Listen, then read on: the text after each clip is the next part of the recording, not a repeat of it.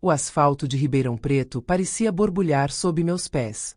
O mormaço subia da calçada, misturando-se ao cheiro de óleo diesel dos ônibus que rugiam pela avenida. Minhas mãos, calejadas por 4 décadas na linha de frente de uma tecelagem, latejavam.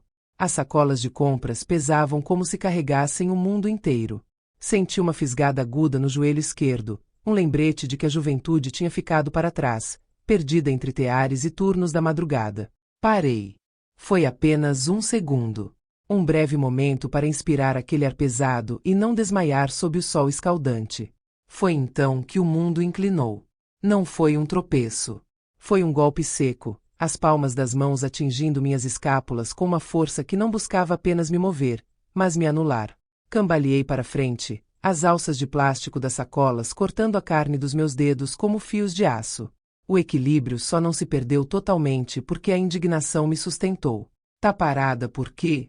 Anda logo. A voz dele cortou o barulho do trânsito. Era Olavo. Meu filho. O homem que eu alimentei, eduquei e protegi. Ele nem sequer olhou para trás para ver se eu tinha caído. Seus olhos estavam grudados na tela do celular, os dedos deslizando com indiferença enquanto seus sapatos de couro italiano, que custavam mais do que minha aposentadoria mensal, estalavam impacientes no concreto. Ele vestia um terno impecável, pago com suor que ainda escorria pelo meu rosto, e caminhava em direção a um almoço de negócios onde eu era apenas a carregadora de amostras. Fiquei ali, parada, com o coração martelando contra as costelas. Não era o susto físico, mas a clareza brutal de que eu tinha criado um estranho. Olhei para as costas dele, para aquela postura arrogante de quem acreditava já ser o dono do mundo, enquanto eu era apenas um obstáculo no seu caminho. Olavo, eu disse, minha voz saindo num sussurro que carregava o peso de 1000 decepções. Ele parou e girou o corpo, soltando um suspiro teatral, como se eu fosse uma vendedora de rua interrompendo seu tempo precioso. O que foi agora, mãe? Estamos atrasados. Para de drama. Eu o encarei. Olhei bem no fundo daqueles olhos que um dia brilharam ao me ver chegar do trabalho com um doce escondido na bolsa. Eu não chorei. Não gritei. Apenas deixei que o silêncio se estendesse entre nós como um abismo. Guarde bem esse dia, Olavo, eu disse, com uma calma que parecia vir de outro século. Guarde cada detalhe deste momento. Ele soltou uma risada curta e feia, um som desprovido de qualquer humanidade, e voltou a andar. Ele achou que era o delírio de uma velha cansada. Ele não percebeu que aquilo não era uma ameaça. Era uma profecia escrita com o sangue da minha alma. Eu estava ali, vendo minha própria carne e sangue me tratar como lixo, sem saber que aquele seria o último dia da minha submissão. Mas, antes de eu te contar como transformei esse empurrão na ruína dele, me diga aqui nos comentários, de qual cidade você está assistindo?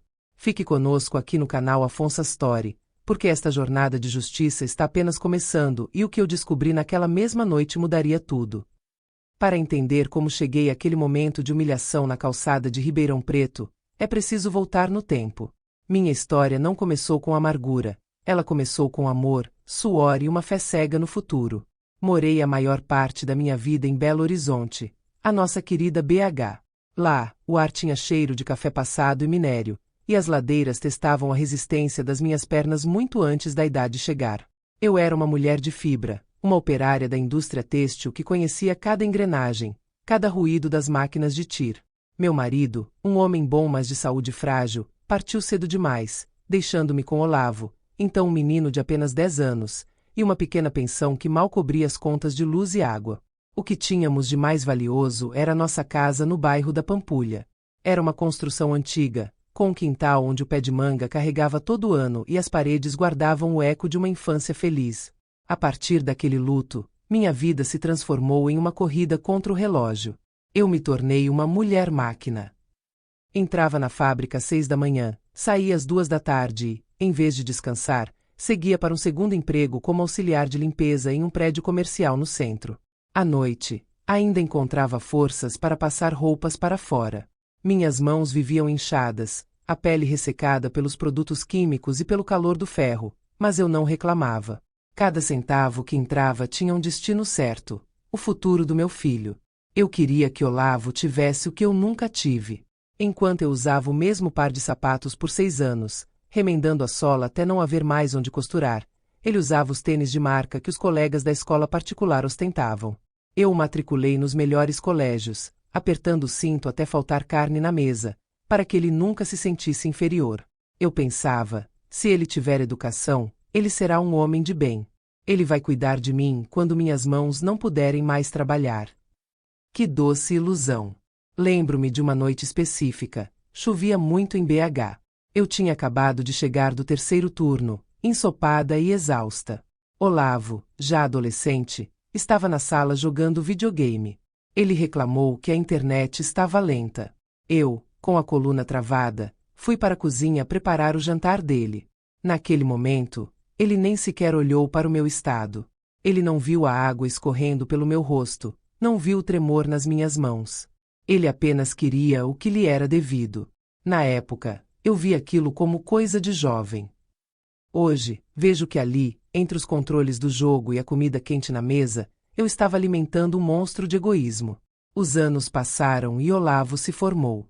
Ele era inteligente, admito. Tinha um verniz de sofisticação, falava bem e sabia se vestir. Mas o orgulho que eu sentia era como uma névoa que me impedia de ver o precipício.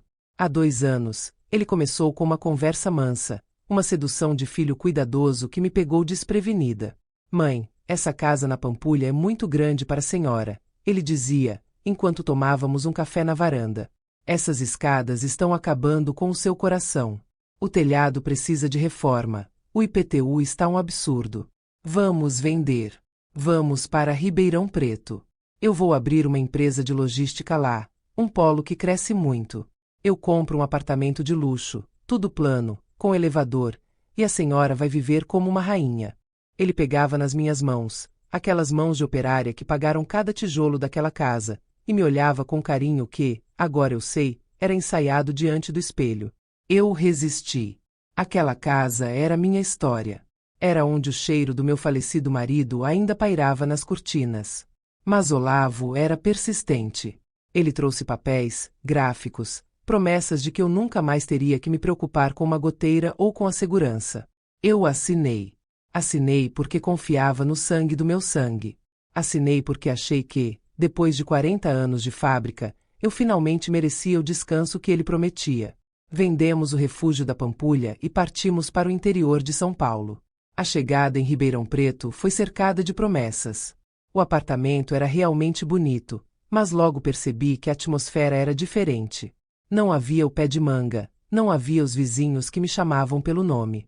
E, pior de tudo, não havia mais o Olavo que eu pensava conhecer. Assim que o dinheiro da venda da casa entrou na conta dele, para facilitar o investimento, como ele disse, a máscara começou a rachar.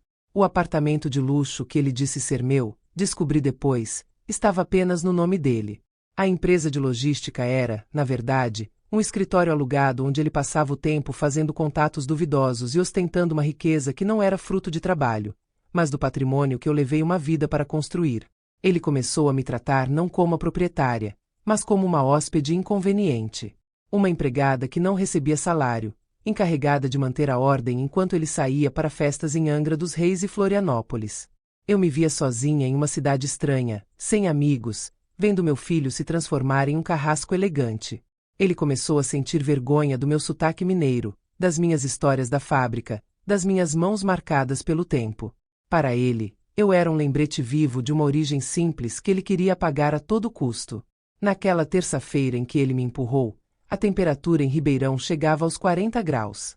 Ele me obrigou a ir com ele carregar malas de mostruário, dizendo que ajudaria a economizar com frete. Quando parei para respirar e senti suas mãos me golpearem as costas, algo dentro de mim finalmente se quebrou. Não foi o meu espírito, mas as correntes da minha cegueira. Olavo achava que eu era uma velha sem recursos, presa em seu apartamento e dependente da sua vontade. Ele esqueceu que uma mulher que sobreviveu 40 anos em uma fábrica têxtil, operando máquinas pesadas e lidando com chefes autoritários, sabe muito bem como funciona um sistema. Ele esqueceu que eu aprendi a ler entre linhas muito antes de ele aprender a ler o abecedário. Naquela noite, enquanto ele se arrumava para sair com aquela moça fútil, a Vandercleia, eu não fui dormir. Eu me sentei na poltrona da sala, no escuro, ouvindo o som do chuveiro e o cheiro do perfume caro dele inundando o corredor. Eu olhei para as minhas mãos e fechei os punhos. Guarde bem esse dia, meu filho, sussurrei para as sombras. Porque amanhã, quem vai começar a carregar o peso do mundo é você. Eu tinha um plano. E ele começava pelo escritório que ele mantinha trancado a 7 chaves. Ele achava que eu não sabia onde ele escondia a chave reserva. Coitado! Eu sou a mãe dele. Eu sei onde ele esconde até os seus pecados mais antigos. O que eu encontrei dentro daquele escritório naquela noite faria o estômago de qualquer mãe revirar. Foi ali que percebi que Olavo não era apenas ingrato. Ele era perigoso.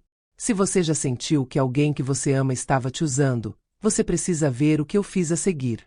Inscreva-se no Afonso Story agora e ative o sininho, porque o próximo capítulo é onde a caçadora vira presa, ou melhor, onde a velha senhora mostra quem realmente manda. A mudança de Olavo não aconteceu da noite para o dia. Foi uma erosão lenta e silenciosa, como um cupim que devora a estrutura de uma casa de madeira até que ela desabe ao menor toque. Em Ribeirão Preto, longe dos olhos dos parentes de Belo Horizonte que conheciam nossa origem humilde, ele criou um personagem. Olavo não era mais o filho da operária. Ele agora se apresentava como um self-made man, um empresário de visão que falava termos em inglês que eu mal conseguia pronunciar. O comportamento dele em casa tornou-se insuportável. Se antes ele ainda mantinha uma fachada de carinho, agora o desdém era sua linguagem principal. Ele passou a me tratar como se eu fosse um móvel antigo, algo que não combina mais com a decoração moderna do apartamento, mas que ele era obrigado a manter por falta de lugar para colocar. Mãe, por favor, não fale com os meus amigos se eles vierem aqui, ele disse uma vez, com uma frieza que me gelou o sangue. Seu sotaque é muito carregado, e você sempre acaba falando daquela maldita fábrica. Ninguém quer ouvir sobre teares e turnos de madrugada enquanto tomam vinho de R$ 1.000. Eu me calava. Engolia o sapo seco que entalava na garganta e ia para a cozinha. Eu me sentia uma prisioneira em um castelo de vidro. Ele começou a exigir que eu servisse seus convidados como uma funcionária uniformizada. Eu preparava os petiscos, servia as bebidas e depois recebia ordens para me recolher ao meu quarto. O menor cômodo do apartamento, que ele chamava de quarto de hóspedes, mas que cheirava a mofo e isolamento. Foi nessa época que Vandercleia entrou em cena. Ela era a personificação da futilidade que Olavo tanto admirava. Uma mulher 20 anos mais jovem, com unhas impecáveis e um olhar de superioridade que fazia meu estômago embrulhar. Ela entrava na casa sem me cumprimentar, passava por mim como se eu fosse invisível e deixava rastro de um perfume doce e enjoativo que impregnava as cortinas que eu mesma lavava. Olavo, querido, ela dizia, com aquela voz anasalada que me irritava profundamente, por que sua mãe ainda usa esses vestidos de algodão? Parece que estamos em uma fazenda do século passado. Isso não combina com a imagem da sua empresa. E Olavo, em vez de me defender, apenas ria. Ela é teimosa, Vandercleia.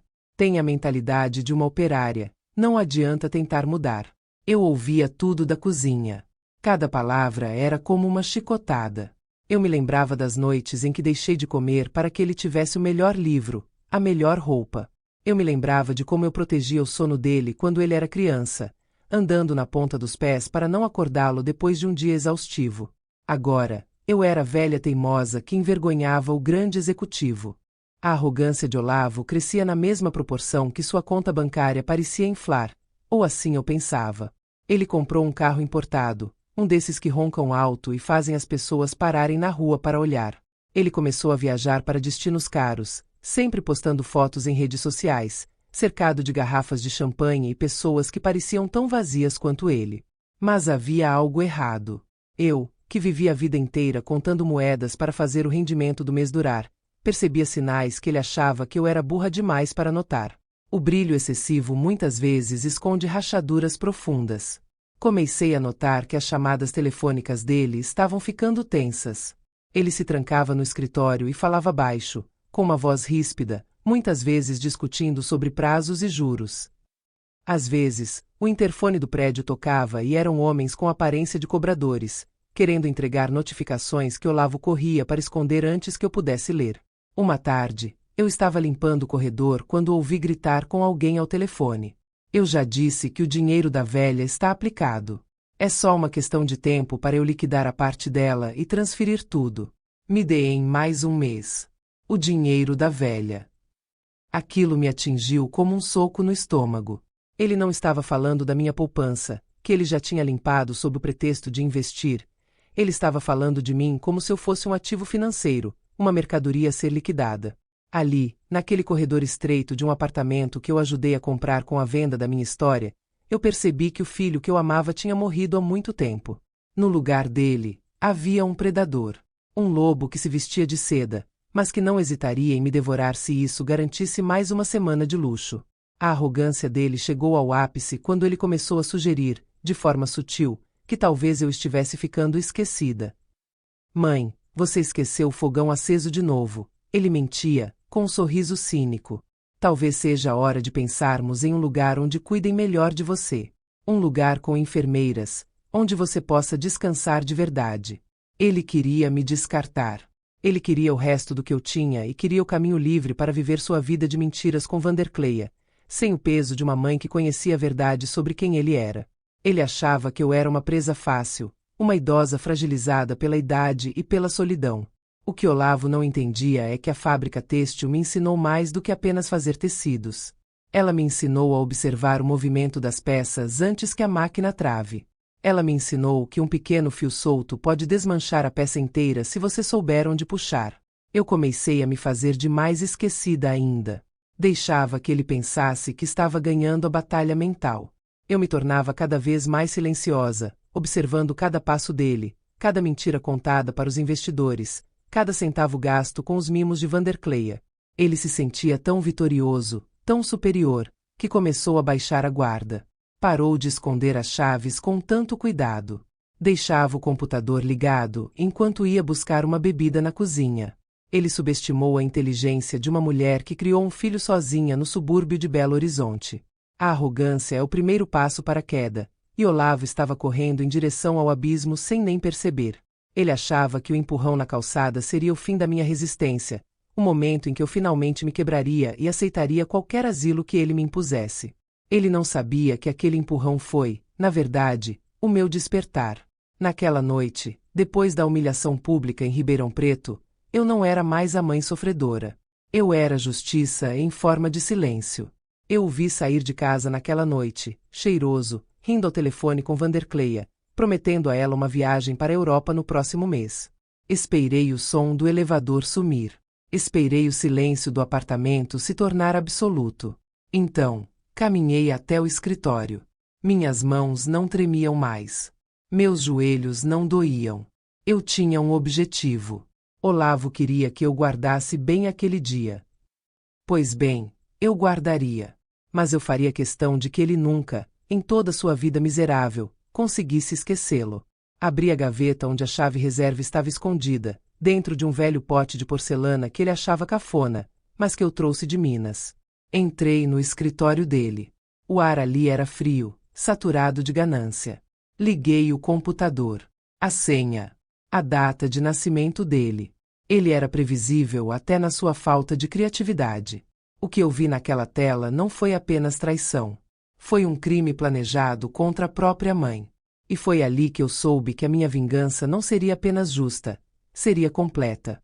Olavo achava que eu era uma velha que mal sabia ligar uma TV. Mas o que eu descobri nos arquivos dele naquela noite mudaria o destino de nós dois para sempre. Ele estava cavando a minha cova, mas mal sabia que o buraco seria dele. Se você quer ver como eu usei as próprias mentiras dele para derrubá-lo, inscreva-se agora no Afonso Story. O próximo capítulo revela o segredo sombrio que ele escondia debaixo do meu nariz. O escritório de Olavo era o santuário de sua própria vaidade. Móveis de design, uma cadeira de couro que custava o preço de uma casa popular e uma iluminação fria que parecia sugar qualquer rastro de calor humano. Sentei-me naquela cadeira, sentindo o cheiro de couro e de ambição barata.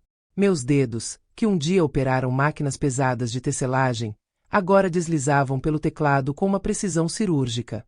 Ele me achava tecnologicamente analfabeta, mas esqueceu que, nos meus últimos anos de fábrica, a automação nos obrigou a aprender a lidar com sistemas digitais. Eu não era apenas uma operária, eu era uma sobrevivente da evolução. O monitor brilhou, iluminando meu rosto cansado. Comecei a vasculhar as pastas. Eu esperava encontrar desorganização, talvez algumas dívidas de jogo ou gastos excessivos com Vandercleia. O que encontrei, no entanto, Foi uma arquitetura de maldade. Havia uma pasta oculta chamada Projeto Horizonte. Cliquei. Dentro dela, o histórico de toda a minha ruína financeira estava detalhado em planilhas frias e documentos digitalizados. A primeira punhalada veio com a escritura do apartamento onde morávamos em Ribeirão Preto. Olavo tinha me garantido, com as mãos sobre as minhas e lágrimas falsas nos olhos, que o imóvel estava em meu nome.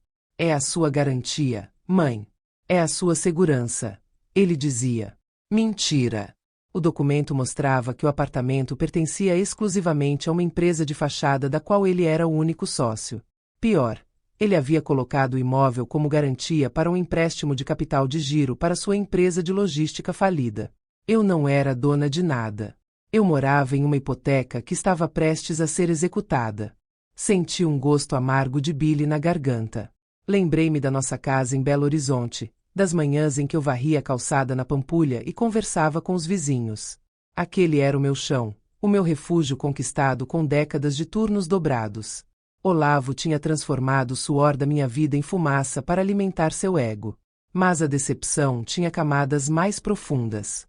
Continuei navegando e encontrei um contrato de empréstimo de R$ 500 mil feito com um investidor particular de Campinas. O nome do credor me fez estremecer. Era alguém conhecido por métodos de cobrança que não envolviam tribunais, mas sim violência e medo. E ali, na última página, estava minha assinatura.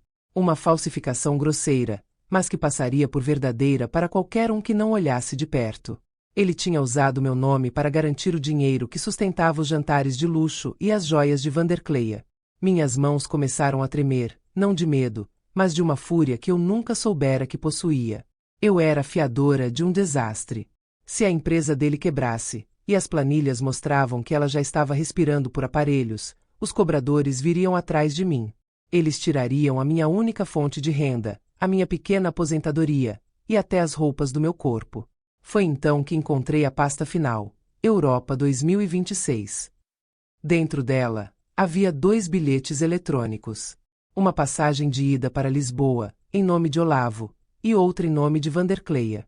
A data da viagem: daqui a exatas 3 semanas. Não havia passagem de volta.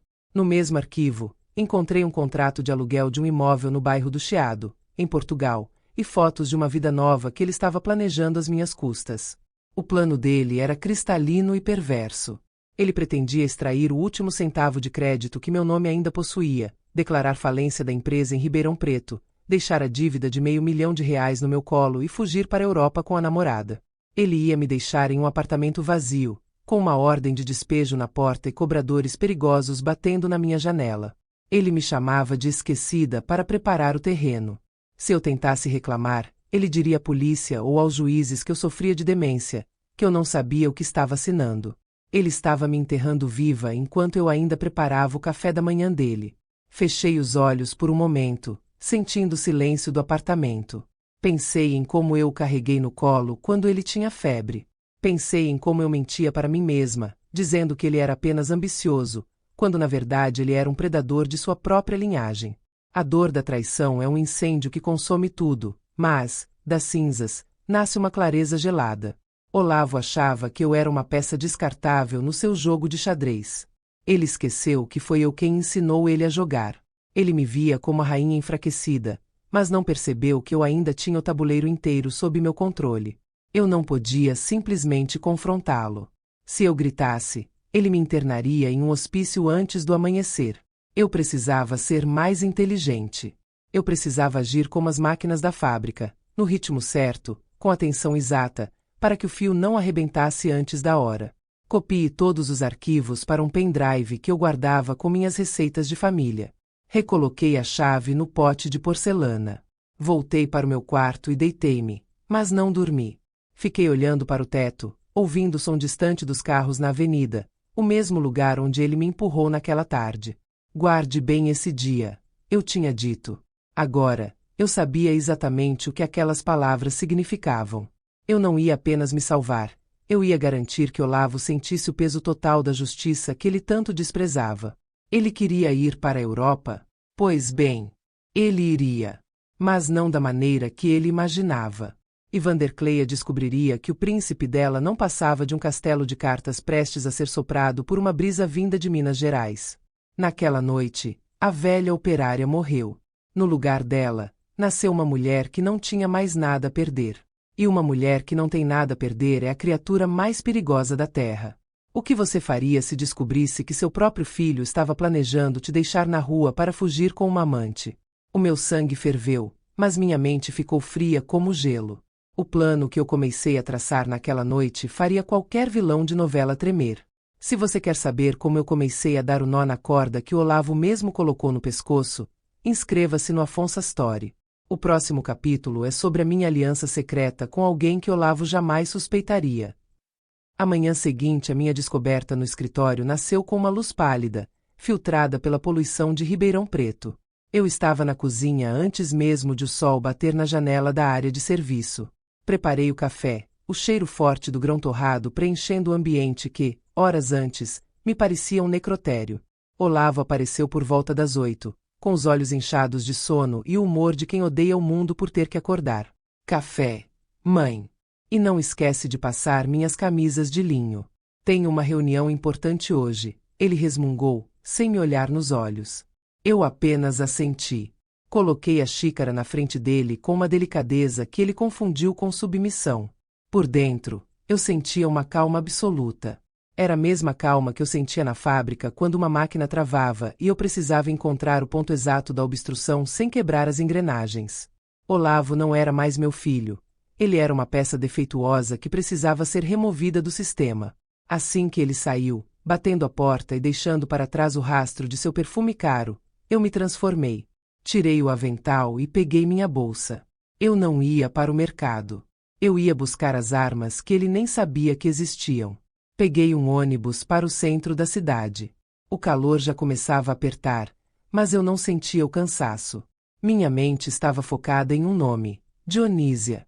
Nós trabalhamos juntas por 20 anos na tecelagem em Belo Horizonte. Ela era mestre das bobinas, e eu, das tramas. Quando me mudei para Ribeirão, soube que ela também viera para cá morar com o irmão que era oficial de um cartório importante. Dionísia sempre foi a pessoa que sabia de tudo antes de todo mundo. Encontrei-a em uma pequena lanchonete perto do fórum. Quando ela me viu, seus olhos brilharam com uma mistura de alegria e preocupação. Valdenice, minha amiga, você está pálida. O que aquele seu filho aprontou agora? Dionísia tinha um instinto que nenhum disfarce conseguia enganar. Sentamos em uma mesa nos fundos. Sem rodeios, entreguei a ela o pendrive. Contei tudo. O empurrão na calçada, o plano de fuga para a Europa, a falsificação da minha assinatura e a descoberta de que o apartamento não era meu. Dionísia ouvia em silêncio, apertando a xícara de café com tanta força que os nós dos seus dedos ficaram brancos.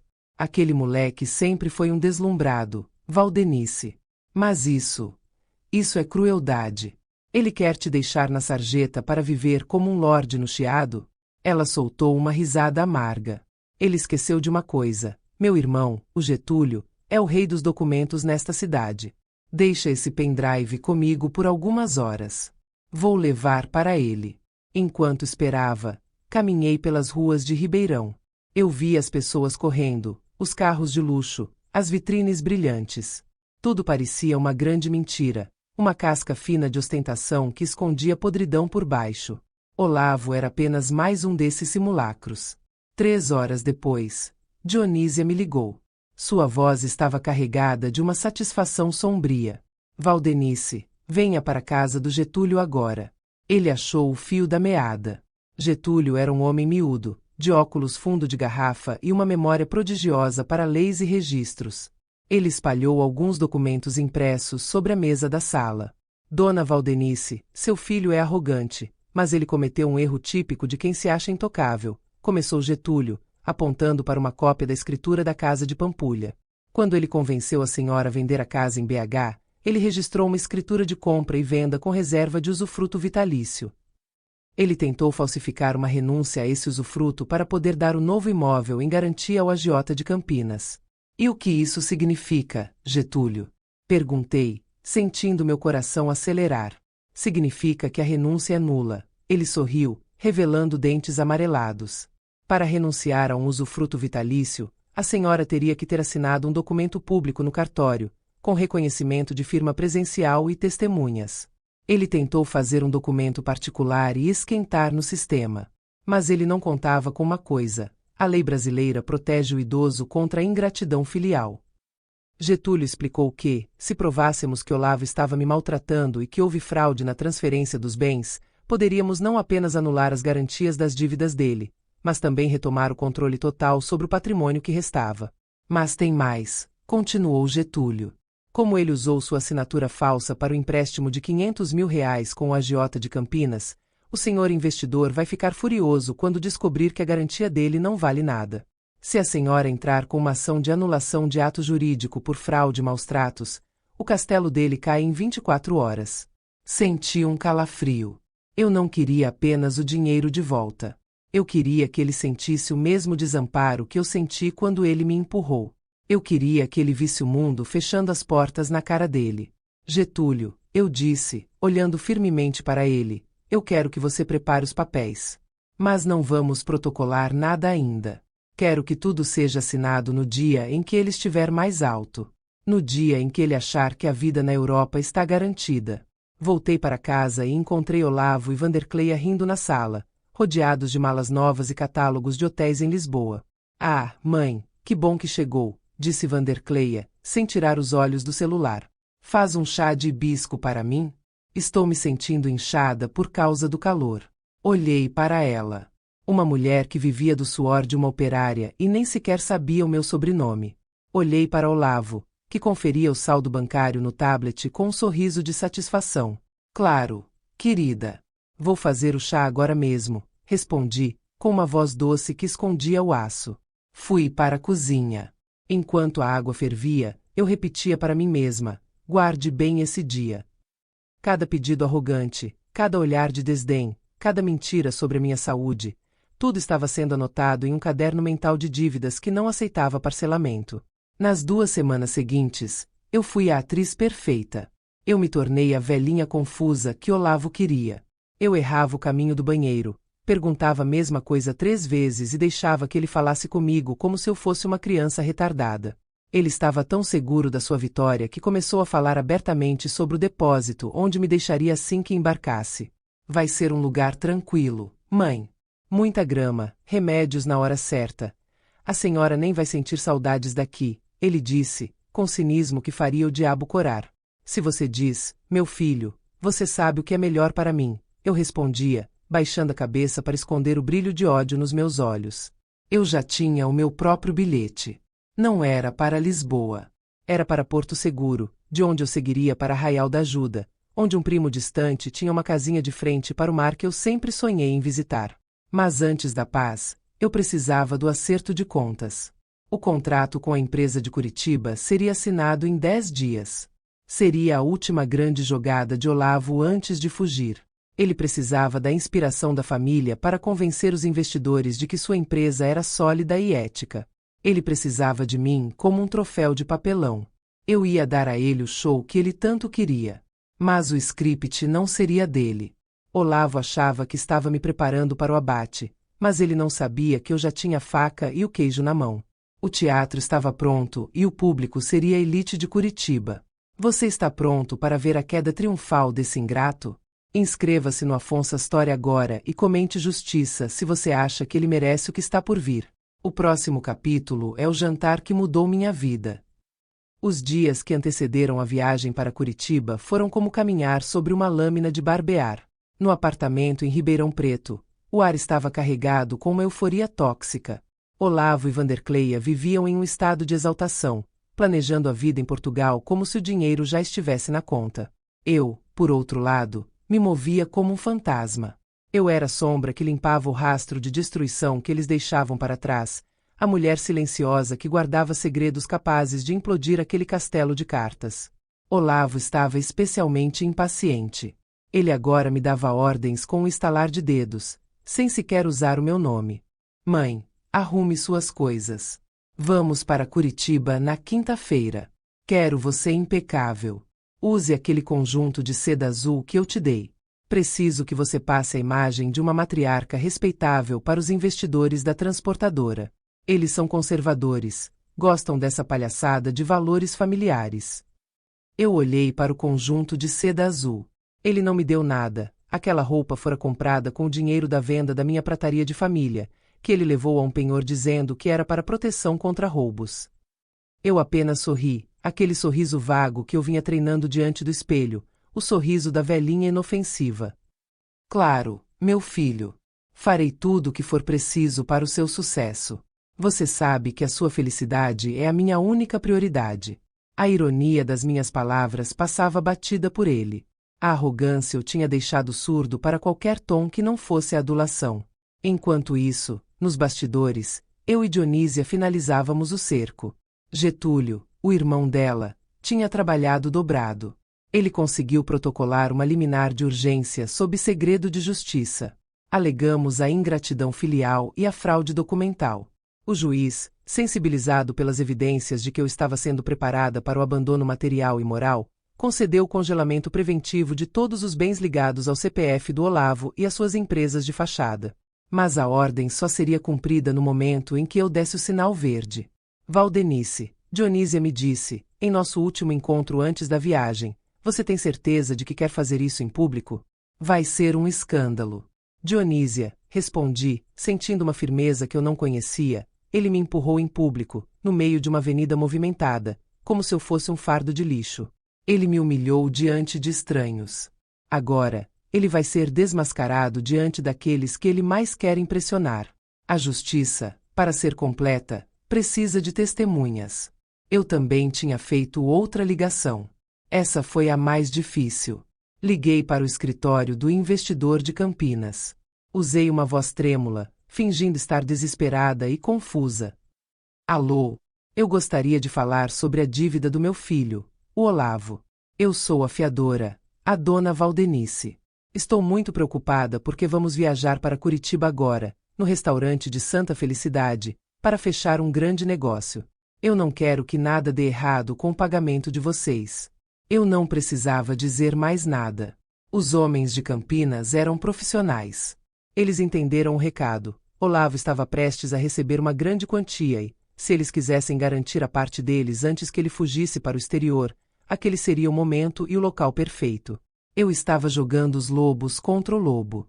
Na noite antes da viagem, Olavo entrou no meu quarto sem bater. Ele me viu sentada na beira da cama, segurando um porta-retrato com a foto do meu falecido marido. Guardando lembranças. Mãe? Ele riu, um som seco e desprovido de afeto. Esqueça o passado. O futuro é na Europa. Lá na casa de repouso em Portugal você terá muito tempo para olhar fotos. Você tem razão, Olavo, eu disse, fechando o porta-retrato com cuidado. O futuro está chegando mais rápido do que você imagina. Ele saiu, fechando a porta com força. Eu abri minha mala. Por baixo das roupas de seda, escondi uma pasta de couro. Nela estavam as cópias das liminares, as provas da falsificação da minha assinatura e os registros de que o apartamento em Ribeirão Preto nunca foi legalmente dele para ser usado como garantia. Aquela pasta era minha certidão de liberdade. A viagem para Curitiba foi tensa. O céu estava cinzento, condizendo com o clima frio que começava a tomar conta do meu peito. Vandercleia reclamava do ar-condicionado do avião, do café do aeroporto e de como o sul era pretensioso. Olavo não parava de checar o celular, suando frio, os olhos injetados. Ele estava desesperado. Aquele contrato em Curitiba era o seu último fôlego. Sem aquele dinheiro, ele não conseguiria pagar as passagens de classe executiva e o aluguel no Chiado. Chegamos ao hotel e ele me deu apenas 1 hora para me arrumar. Não me envergonhe, mãe. Fique calada, sorria e balance a cabeça. Deixe que eu falo sobre a empresa. Lembre-se, você é a fundadora honorária. Sem você, os investidores não assinam. Eu me olhei no espelho. O conjunto azul me dava um ar de autoridade que eu não sentia há anos. Eu não parecia mais a velha que carregava sacolas pesadas sob o sol. Eu parecia uma mulher que tinha atravessado o fogo e saído do outro lado com a pele temperada. Eu não vou te envergonhar, Olavo, prometi ao meu reflexo. Eu vou apenas te mostrar quem é a mulher que você tentou apagar. Saímos do hotel em direção à Santa Felicidade. O bairro é famoso pelos seus restaurantes italianos imensos, pelo vinho farto e pela atmosfera de celebração. Olavo caminhava à frente, apressado, os sapatos clicando no chão de pedra. Vandercleia ia ao lado dele, coberta por um casaco de pele sintética que gritava Novo Rico. Eu ia logo atrás, mantendo o passo firme, sentindo o peso da pasta de couro na minha bolsa. Ao entrarmos no restaurante, o som de risadas e o cheiro de polenta e frango frito preencheram o ar. Os investidores já estavam lá, sentados a uma mesa redonda, cobertos por toalhas de linho branco impecáveis. Eram homens de meia idade, com rostos sérios e apertos de mão firmes. Olavo se transformou instantaneamente. O filho impaciente e agressivo deu lugar ao empreendedor carismático. Senhores, que prazer! Ele exclamou, estendendo a mão. Esta, como prometi, é a minha mãe, Valdenice. A alma desta empresa. O exemplo de ética e trabalho duro que norteia os nossos negócios. Senti uma náusea profunda, mas mantive o sorriso. Apertei as mãos dos homens, um a um. Eles me olhavam com o respeito que Olavo nunca me dera. Eles viam em mim a vovó querida, o selo de garantia de que o negócio era seguro. Sentamos. O vinho foi servido.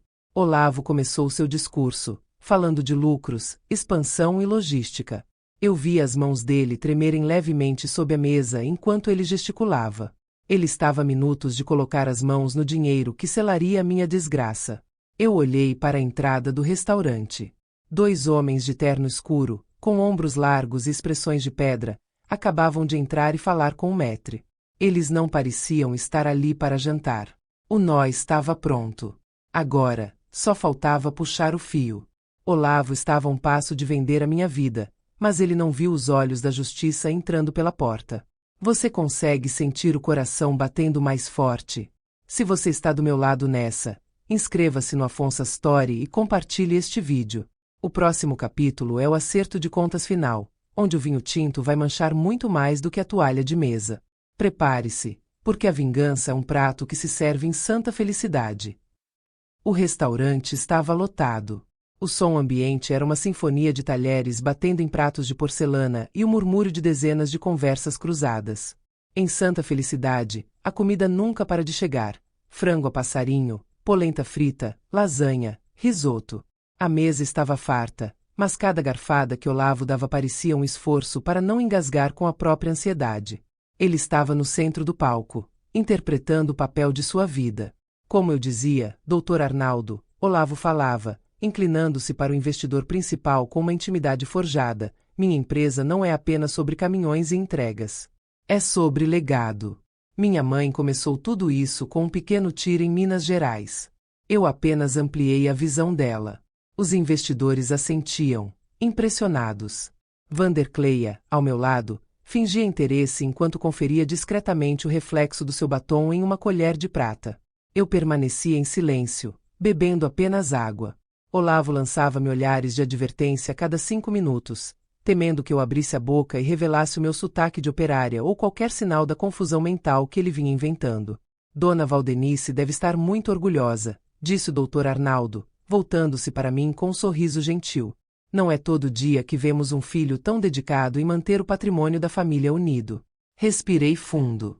O momento da minha fala estava chegando, mas eu precisava esperar o ápice do delírio dele. Orgulho é uma palavra pequena, doutor, respondi, com uma voz clara e firme que fez Olavo sobressaltar-se na cadeira. Meu filho é um homem de muitas surpresas. Ele planejou coisas para o nosso futuro que ninguém nesta mesa conseguiria imaginar. Olavo riu, um som nervoso, e tentou retomar o controle da conversa. Minha mãe é uma entusiasta. Mas vamos ao que interessa. Trouxeram o contrato final para a fusão das cotas. Meu voo para... Ele pigarreou, corrigindo-se. Para nossa viagem de expansão sai em poucos dias. Gostaria de deixar tudo assinado hoje. O Dr. Arnaldo abriu uma pasta de couro elegante e retirou os documentos. Era ali. O momento em que o dinheiro da fusão passaria para as mãos de Olavo, permitindo que ele pagasse o agiota de Campinas e fugisse com o que sobrasse, deixando-me com a dívida de R$ 500 mil e o apartamento hipotecado. Enquanto Olavo pegava a caneta, Notei que os 2 homens de terno escuro que eu vira na entrada agora estavam parados a poucos metros da nossa mesa. Eles não pediram um cardápio. Eles apenas observavam Olavo com a frieza de quem espera o momento exato de cobrar um favor. Olavo os viu pelo canto do olho e empalideceu instantaneamente. O suor começou a brotar em sua testa, manchando o colarinho de linho. Algum problema, Olavo? Perguntou Arnaldo, percebendo a hesitação do meu filho.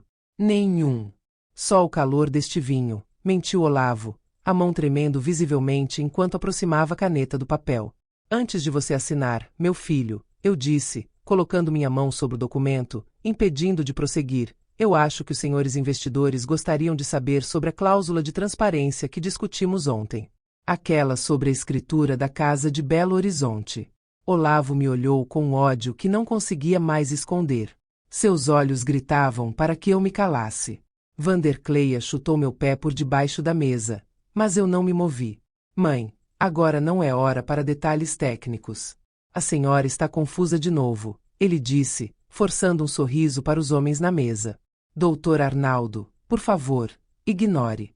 A idade, como o senhor sabe, ela começa a misturar os fatos. Não estou confusa, Olavo, continuei, mantendo o tom de voz calmo e autoritário. Na verdade, nunca estive com a mente tão clara. Doutor Arnaldo, o senhor sabia que o imóvel que meu filho ofereceu como garantia de liquidez para esta fusão está sob uma liminar judicial de bloqueio por fraude e maus-tratos? O silêncio que se seguiu foi absoluto.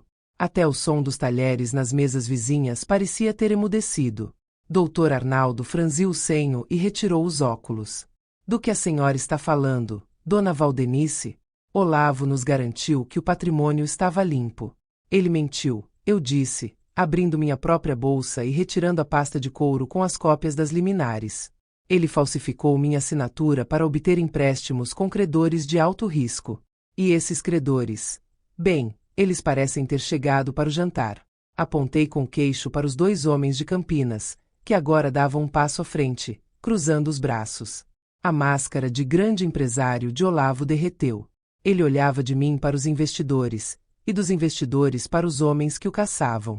Isso é loucura! Gritou Olavo, levantando-se tão rápido que sua cadeira caiu para trás com um estrondo. Ela está caduca.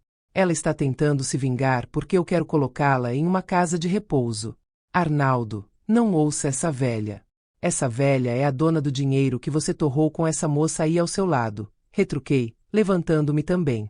Essa velha é quem tem o usufruto vitalício de tudo que você tentou vender. E essa velha, Olavo, acaba de protocolar uma denúncia criminal por estelionato contra você. Vandercleia soltou um grito abafado e começou a recolher sua bolsa de marca. Olavo, o que está acontecendo? Você disse que o dinheiro estava garantido. Ela exclamou, a lealdade sumindo diante do primeiro sinal de naufrágio. Calada, Vandercleia. Rosnou Olavo. Os investidores de Curitiba, homens práticos e que zelavam por seus nomes, fecharam as pastas imediatamente. Olavo, o negócio está cancelado, declarou Dr. Arnaldo, levantando-se com uma expressão de nojo. Não fazemos negócios com quem usa a própria mãe como isca para fraudes. Dona Valdenice, sinto muito por tudo isso. Eles saíram da mesa sem olhar para trás. Olavo tentou ir atrás deles, mas os 2 homens de terno escuro bloquearam seu caminho. Olavo, disse um dos homens, com uma voz baixa e aterrorizante. O seu investimento de Campinas venceu há 1 hora. E nós soubemos que você tem passagens só de ida para Lisboa. Isso não é muito gentil com quem te emprestou tanto dinheiro. Olavo recuou, as costas batendo na parede do restaurante. Ele estava preso. Sem o contrato de Curitiba, ele não tinha como pagar os agiotas. Sem o acesso às minhas contas, que agora estavam bloqueadas pela justiça, ele não tinha como fugir. Ele olhou para mim, e pela primeira vez em muitos anos, eu vi medo real naqueles olhos. Não o medo de um filho, mas o medo de um covarde que percebe que a rede se fechou. Mãe, por favor. Ele gaguejou. Me ajuda. Eles vão me matar. Diga que foi um engano. Assine o papel. Eu apenas o encarei. Peguei meu copo de água e bebi o último gole. Lembra daquele dia em Ribeirão Preto, Olavo? Quando você me empurrou naquela calçada quente? Perguntei. Você disse para eu guardar bem aquele dia. Pois bem, eu guardei. E guardei este aqui também. Virei as costas para ele. Caminhei em direção à saída de Santa Felicidade, sentindo o ar frio de Curitiba renovar meus pulmões. Eu não era mais a carregadora de sacolas. Eu era a dona do meu próprio destino. Olavo achou que o mundo pertencia aos espertos, mas esqueceu que os espertos dormem, e as mães? As mães nunca fecham os olhos totalmente. O que aconteceu com ele naquele restaurante foi apenas o começo da queda. Se você quer ver o que aconteceu quando ele percebeu que até a Vandercleia o abandonou, inscreva-se no Afonso Story. O próximo capítulo é a destruição total do ego de um ingrato. O restaurante de Santa Felicidade, que instantes antes era o cenário de um triunfo planejado, transformou-se em um tribunal implacável. O brilho dos cristais e o aroma das massas italianas agora pareciam sufocantes. Olavo estava encurralado entre a mesa desfeita e os dois homens de Campinas, que se aproximavam como sombras inevitáveis. A arrogância que ele vestia como uma armadura tinha se esfarelado, revelando o homem pequeno e assustado que ele sempre escondeu sob terno sob medida. Mãe, você não pode estar falando sério. A voz dele falhou, subindo uma oitava. É o meu futuro. É a nossa vida. Se você não assinar esse contrato agora, nós perdemos tudo. Nós, Olavo. Minha voz soou estranhamente calma, cortando o caos do ambiente. Não existe nós desde o dia em que você vendeu a casa da Pampulha e colocou o dinheiro em uma conta que eu não podia tocar. Não existe nós desde que você me empurrou naquela calçada como se eu fosse um estorvo. Hoje, só existe você e as escolhas que você fez. Vandercleia, percebendo que o navio não estava apenas afundando, mas já estava sob a água, deu um passo para trás. Ela olhou para Olavo com um desprezo que, por um momento, quase me fez sentir pena dele. Quase. Olavo, eu não acredito que você me meteu nessa sujeira. Ela gritou, a voz estridente atraindo a atenção de todas as mesas vizinhas. Você disse que era um herdeiro, que tinha tudo sob controle. Você me usou para dar credibilidade a essa sua farsa. Cala a boca, Vandercleia.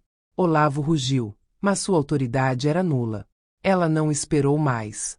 Pegou sua bolsa de grife, provavelmente paga com a minha aposentadoria, e saiu batendo saltos, sem olhar para trás. Olavo tentou dar um passo para segui-la, mas um dos homens de terno escuro colocou a mão no seu peito. Foi um movimento leve, mas carregado de uma violência contida. O assunto agora é entre nós, campeão, disse o homem, com um sorriso gélido. Onde está o dinheiro do Dr. Arnaldo? A gente sabe que sem aquela assinatura, o seu crédito com a gente acaba. Agora. Olavo olhou para o Dr. Arnaldo, que estava parado a poucos metros, observando a cena com os braços cruzados. Arnaldo, por favor, implorou Olavo, as lágrimas começando a escorrer, borrando a imagem de vencedor que ele tentou sustentar. Ela está mentindo, ela está com demência, eu posso provar. Vamos assinar, eu te dou um desconto nas cotas, eu. Chega, Olavo, Arnaldo disse, com uma voz cheia de tédio e nojo. Sua mãe me mostrou mais do que documentos. Ela me mostrou o seu caráter. E, para o seu azar, eu tenho uma mãe em casa que eu respeito. Ver o que você tentou fazer com a mulher que te deu tudo me dá náuseas. O negócio está morto. E, pelo que vejo, a sua reputação também. Arnaldo deu as costas e saiu, levando consigo a última esperança de Olavo de fugir para Lisboa. O silêncio que se seguiu na mesa foi preenchido apenas pelo som da respiração ofegante de meu filho. Ele olhou para mim, e o que vi em seus olhos não foi arrependimento, mas um ódio puro, destilado. Você me destruiu, ele sibilou, os dentes cerrados. Você, uma velha que não sabe nem usar um controle remoto, acabou com tudo que eu construí. Você vai apodrecer sozinha, está me ouvindo? Eu vou garantir que você termine seus dias em um lixão. Ele avançou um passo na minha direção, o braço levantado em um gesto instintivo de agressão. Eu não recuei. Não pisquei. Eu tinha passado 40 anos lidando com máquinas que podiam me esmagar em um segundo. Um filho ingrato e desesperado não me assustava. Você não vai garantir nada, Olavo, eu disse, retirando o celular da bolsa. Porque a polícia está na porta. E eles não vêm por causa das dívidas.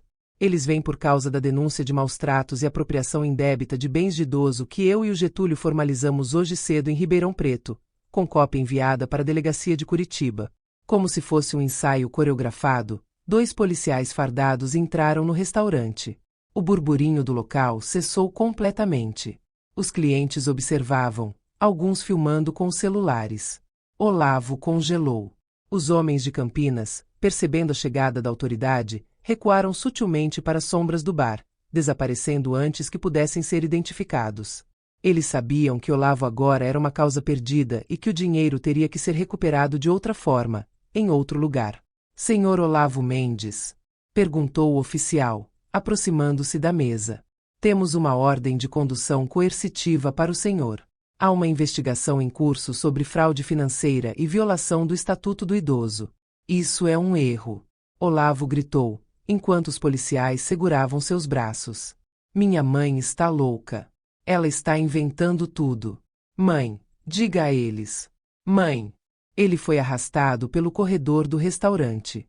Seus sapatos caros, de que ele tanto se orgulhava, arrastavam-se no chão. Ele gritava meu nome, alternando entre súplicas e xingamentos, até que o som de sua voz foi abafado pelas portas duplas da entrada. Fiquei ali, em pé, sozinha no centro de Santa Felicidade. O doutor Arnaldo tinha partido. Vandercleia tinha fugido. Os credores tinham evaporado. Eu era apenas uma mulher em um conjunto de seda azul, cercada por restos de uma refeição luxuosa que ninguém terminou. Sentei-me novamente. Peguei um guardanapo de linho e limpei uma mancha de vinho que tinha caído na toalha branca. Senti um peso imenso saindo dos meus ombros, mas não era a alegria que eu esperava. Era uma melancolia profunda. Nenhuma mãe cria um filho esperando o dia em que terá que entregá-lo à polícia. Mas nenhuma mãe merece ser empurrada para o abismo por quem ela deu a vida para proteger. O gerente do restaurante aproximou-se, hesitante. Dona Valdenice, a senhora está bem? Deseja que eu chame um táxi? Estou bem, obrigada, respondi, levantando a cabeça. Só gostaria de pagar a conta. O doutor Arnaldo já cuidou de tudo, senhora. Ele disse que o jantar era por conta dele, como um pedido de desculpas. Assenti. Levantei-me e caminhei em direção à saída. Do lado de fora, a noite de Curitiba estava gelada, mas o ar era puro. Vi o giroflex da viatura sumindo na esquina, levando o homem que eu chamei de filho para uma cela onde o linho e o couro italiano não tinham valor algum. Liguei para Dionísia. Acabou, amiga, eu disse, sentindo vento frio no rosto. Ele foi levado. O contrato não foi assinado. O patrimônio está bloqueado. E você, Valdenice? O que vai fazer agora? A voz dela estava embargada de emoção. Agora, respondi, olhando para as estrelas que começavam a aparecer entre as nuvens, eu vou para casa. Mas não para aquela casa em Ribeirão Preto. Vou para Arraial da Ajuda. Tenho uma conta antiga com o mar para acertar. Caminhei pela calçada de Santa Felicidade com passos lentos, mas decididos. Eu não precisava mais carregar sacolas pesadas. Eu não precisava mais me fingir de cega para as mentiras de ninguém. Pela primeira vez em décadas, minhas mãos estavam vazias, e meu coração, embora marcado pelas cicatrizes da traição, estava finalmente leve. Olavo achava que eu era o seu passado, algo a ser descartado para que ele pudesse brilhar. Ele nunca entendeu que eu era o seu alicerce. E, quando você decide chutar o alicerce para ver a casa brilhar, a única coisa que você consegue é o teto caindo sobre a sua cabeça. Enquanto o táxi me levava de volta ao hotel, passei por uma vitrine onde vi meu próprio reflexo. Eu não era uma vítima. Eu era uma sobrevivente. E a partir de amanhã, o nome Valdenice não seria mais sinônimo de mãe do Olavo. Seria apenas eu. E isso era mais do que suficiente.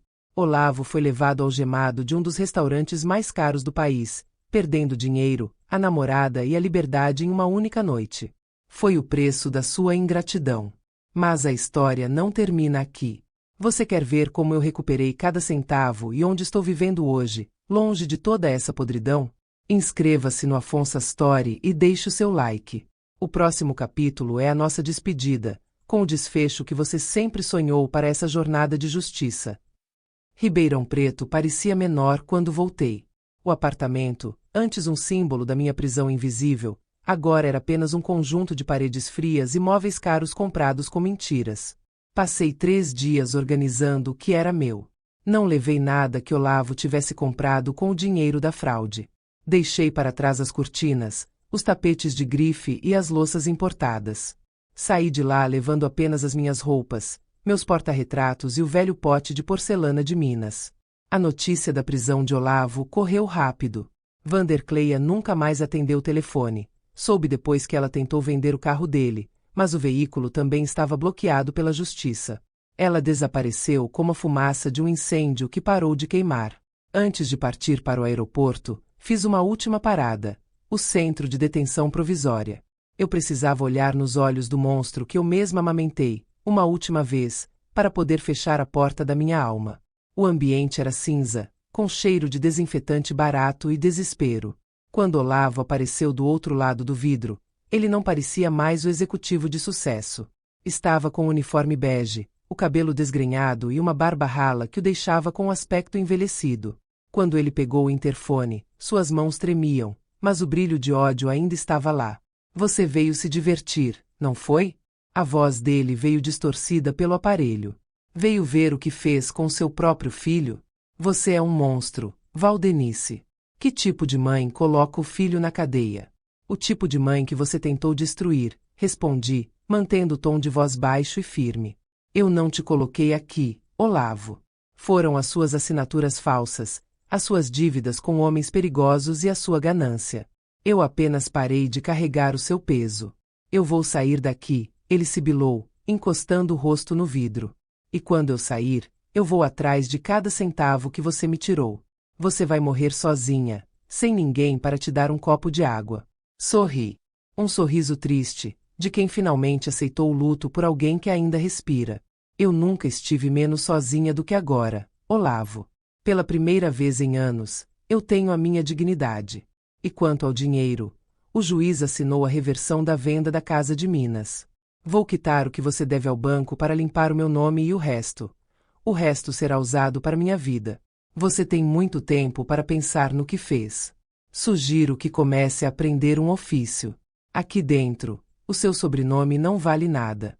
Ele começou a gritar, batendo no vidro com o punho, mas eu simplesmente recoloquei o interfone no gancho. Levantei-me sem olhar para trás. Os gritos dele foram ficando abafados à medida que eu atravessava os corredores de ferro. Quando saí pelo portão principal, o sol de Ribeirão Preto bateu no meu rosto. Pela primeira vez, o calor não me incomodou. Peguei o táxi direto para o aeroporto. No check-in, a moça sorriu e perguntou se eu estava indo passear. Não, minha filha, respondi, entregando meu documento. Estou indo viver. Enquanto o avião ganhava altitude, olhei para as nuvens. O alicerce de areia tinha desmoronado, mas eu ainda estava de pé. Em Porto Seguro, o mar estaria me esperando. E, em algum lugar de Arraial da Ajuda, existia uma varanda onde eu poderia finalmente tomar meu café em paz, sabendo que a justiça não é algo que se espera, é algo que se faz. A história da operária que derrubou o herdeiro chegava ao fim. Mas a história da Valdenice estava apenas começando. A justiça tardou, mas não falhou. Olavo colheu o que plantou, e eu escolhi a minha liberdade. Se essa história tocou seu coração ou te deu forças para enfrentar uma injustiça, inscreva-se no Afonso Story. Compartilhe para que outras mulheres saibam que nunca é tarde para retomar as rédeas da própria vida. Obrigada por me acompanhar até aqui. Nos vemos na próxima história. Arraial da Ajuda não era apenas um destino, era um antídoto. O som constante das ondas batendo nas falésias substituía o barulho metálico das máquinas da fábrica e a voz ríspida de Olavo que ecoou na minha mente por tanto tempo. Aluguei uma pequena casa com paredes caiadas de branco e janelas azuis, onde o único compromisso do dia era ver a maré subir. A primeira coisa que fiz foi queimar a agenda de Ribeirão Preto. Cada contato de investidores, cada lembrete de reuniões fúteis. Eu não era mais a ferramenta de marketing de ninguém. Recuperei a posse da casa em Minas, mas decidi não voltar para lá agora. Aluguei o imóvel para uma jovem família de tecelões artesanais, uma ironia poética que me trazia um sorriso calmo todas as vezes que o depósito do aluguel caía na minha conta. Dona Valdenice, a senhora parece que rejuvenesceu 10 anos, dizia seu Zé, o pescador que me trazia peixe fresco todas as manhãs. É a falta de peso nas costas, seu Zé, eu respondia, limpando a areia da varanda. A gente descobre que é leve quando para de carregar o mundo dos outros. Mas a paz não significava esquecimento.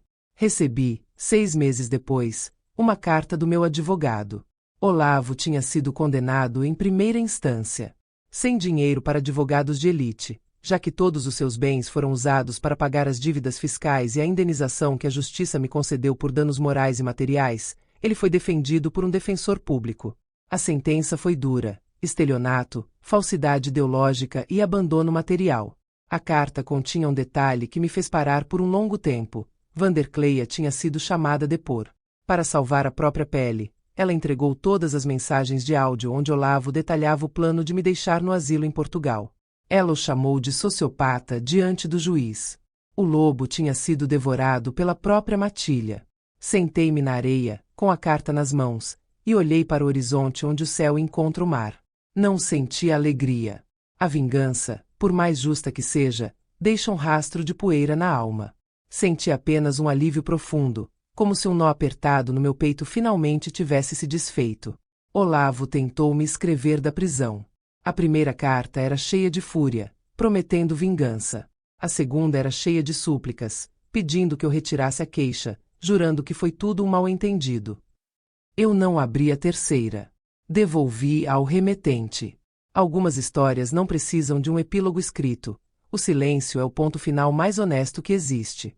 Hoje, minhas mãos não operam mais teares, mas cuidam de um jardim de buganvílias que florescem em tons de rosa-choque. Minha pele, antes pálida pelo confinamento do apartamento de luxo, agora tem a cor do sol da Bahia. Às vezes, quando o vento sopra mais forte, ainda me lembro daquela tarde em Ribeirão Preto. O empurrão, o chão duro, a humilhação. Mas agora, aquela lembrança não dói mais. Ela serve apenas como um marco, o dia em que a velha Valdenice morreu para que a mulher livre pudesse nascer. Eu não sou mais a mãe de um executivo. Sou a dona da minha própria história. E, no fim das contas, descobri que o melhor investimento que fiz na vida não foi na educação do meu filho, mas na coragem de me resgatar dele. O mar continua lá, indiferente aos dramas humanos, lavando areia e trazendo novo. E eu continuo aqui, firme como as falésias, sabendo que, enquanto houver fôlego, nunca é tarde para tecer um novo destino.